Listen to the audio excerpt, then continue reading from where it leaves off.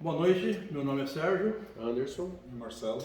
Estamos aqui hoje na data do dia 25/4, no Laboratório de Engenharia Mecânica, fazendo aqui o laboratório de sensores de instrumentação. Tá?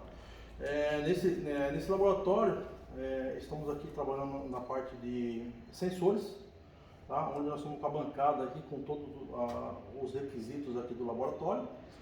Então nós estamos aqui com uma fonte de 24 volts, tá? Onde os sensores foram alimentados. Nós temos aqui a parte dos blocos, os corpos de provas. Nós utilizamos material de alumínio e material de nylon, tá? E a ligação dos sensores foi feita aqui de acordo com a fonte. Utilizamos aqui também a parte do multímetro para poder fazer a calibração da fonte. Utilizamos a trena para poder fazer a medição aqui da captação dos blocos, né, dos corpos de provas. de cada corpo de prova aqui. Do distanciamento de cada corpo de prova, tá? Então os passos que nós seguimos fomos identificação dos componentes, que eu acabei de explanar.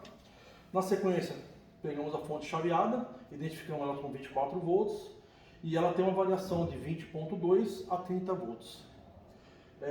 Ligamos a mesma em 110 volts e a mesma, através dos nossos colegas aqui, nós calibramos ela para 24 volts, tá? Onde vai ser identificado depois através das fotos, evidenciado, ok? Após a calibração, identificamos os sensores que a gente utilizar, que são os dois, né? Nós temos aqui o sensor amarelo e o cinza, o sensor amarelo o infravermelho e o sensor cinza o capacitivo, tá?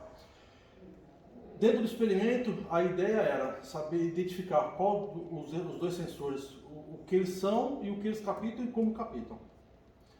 Então nós utilizamos aqui os corpos de prova para cada um deles, para cada tipo de material e para cada tipo de sensor, para poder identificar os mesmos.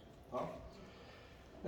Depois do experimento montado, se vocês puderem colocar os blocos aí, nós ligamos cada sensor individualmente e fizemos os testes aqui de cada um e de cada material, para cada sensor. Fizemos o do nylon.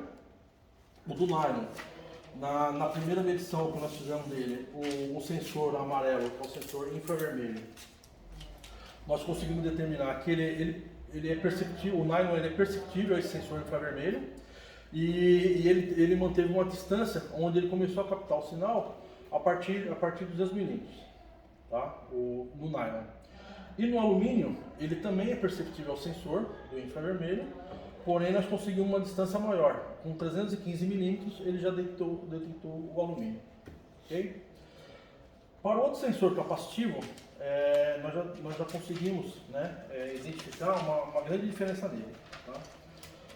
Voltando um pouquinho, o amarelo, que é o infravermelho, ele tem uma lâmpada na traseira dele, né? Ele tem uma lâmpada na traseira dele aqui, que ela fica